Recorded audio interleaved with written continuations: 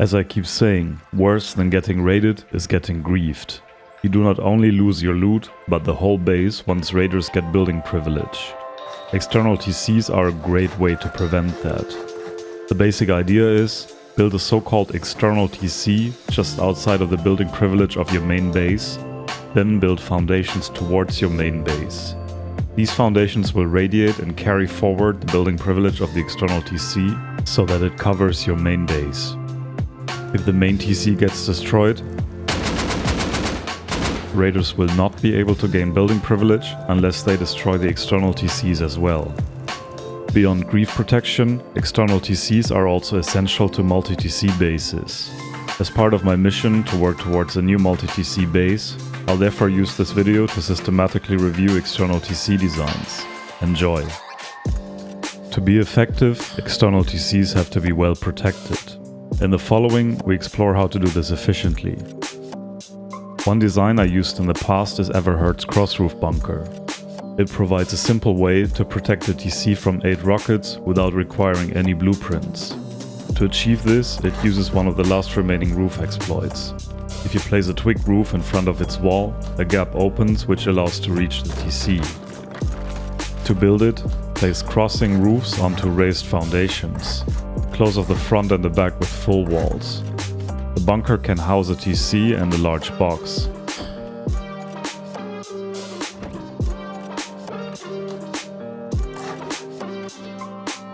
If you add a shotgun trap above the large box, it can shoot out the twig in case you get jumped while accessing the TC.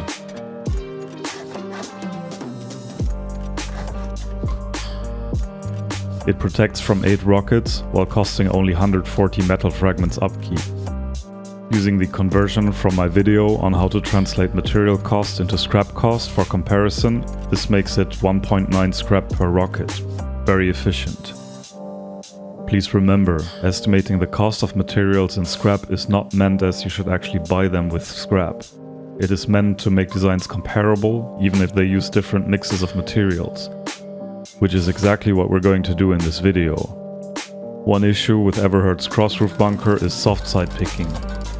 Dedicated raiders armed with jackhammers may attack the weak sides of the foundations, walls or roofs. Yes, even the roofs have weak sides.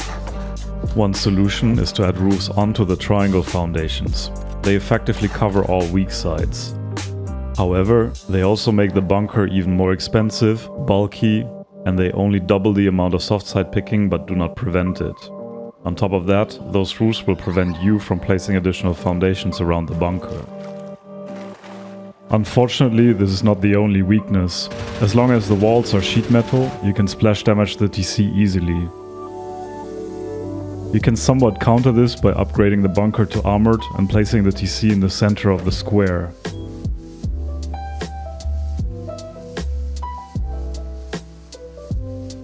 However, H-Jun showed me that even in this design, there is a tiny spot where explosive ammo will damage the TC. The design is still safe from casual raiders, but patient, expert raiders might exploit those weaknesses, so use it at your own risk. On top of that, the armored configuration has a somewhat low efficiency of just 10.1 scrap per rocket protection.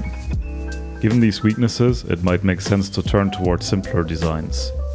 In the video of the original Frustrator V2, I used a design with 2 garage doors, 2 sheet metal doors, which thus matched the 8 rocket protection. Unfortunately, with 3.8 scrap per rocket protection, this design is only half as efficient as the Crossroof Bunker in terms of cost to protection ratio. Reinforced glass windows provide a much better alternative. A simple double triangle with 2 reinforced glass windows easily matches the durability of the sheet metal Crossroof Bunker. It can be made secure to access by just adding a 3rd triangle with a sheet metal door. On top of that, with 1.5 scrap per rocket protection, this design is even more cost effective than the Crossroof Bunker. Usually, the disadvantage of reinforced glass windows is that raiders can take them off as soon as they got TC. However, if those windows only protect the TC, this weakness is irrelevant. The concept can also easily be extended to more durable designs. This is a 12 rocket protected external TC. The key is to ensure that there are 3 windows between the raider and the TC.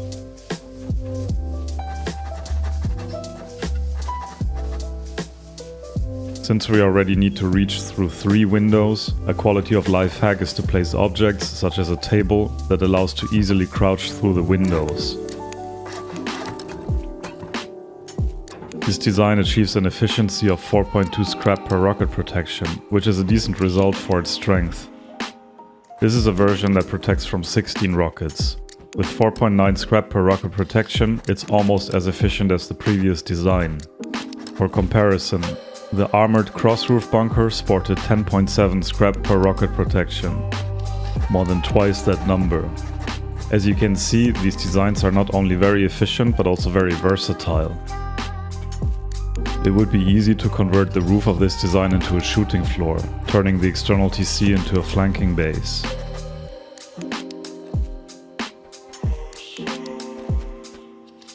And in theory, we can go on and on. This is a version that protects from 20 rockets, but only costs the same as the armored cross-roof bunker. You'll pay 7.7 instead of 10.7 scrap per rocket protection. Now that we have gotten a sense for which types of external TCs are most efficient, let's talk about replacing TCs. You will face this challenge if the main TC got destroyed in a raid. The external TCs will protect your base, but they will not upkeep it. Thus, you should replace the main TC ASAP. However, since the external TCs are designed to prevent raiders from placing their own TC, they will have the same effect for you. The solution requires 3 steps. Destroy all external TCs, replace the main TC, replace all external TCs.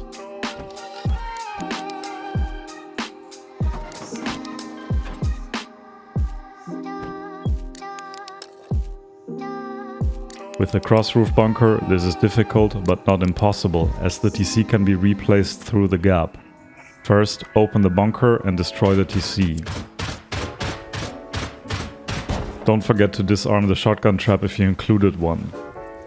Since you can place the TC only somewhat far away, it's best replaced from the back side.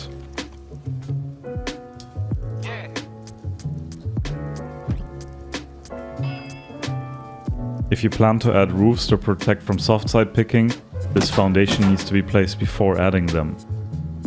With the other designs, it's much easier as the TC can be replaced easily. If you find it too tedious to destroy the TCs themselves, you can make use of a trick I showed you in my first multi-TC build, the Trinity. Foundation steps do not transmit building privilege if there is no foundation behind them. And if they are upgraded to armored and there is a wall in front of them, it's not visible whether behind them is a foundation or not.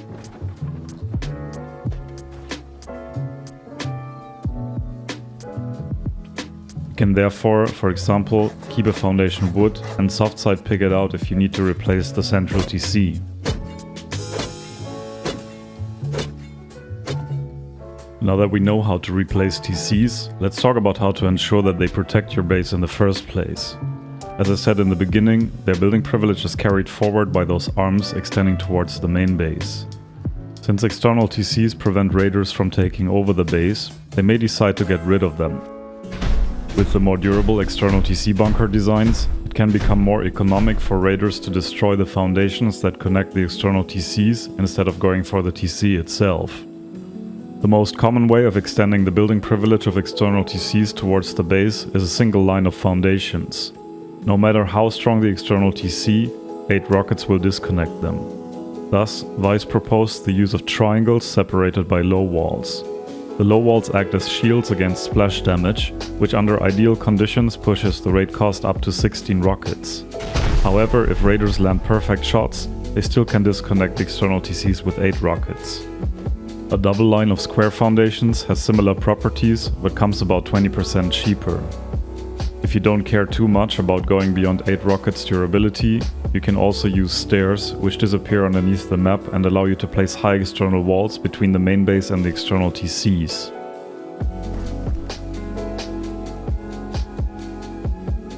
In summary, there isn't yet a perfect solution, but at least you got options.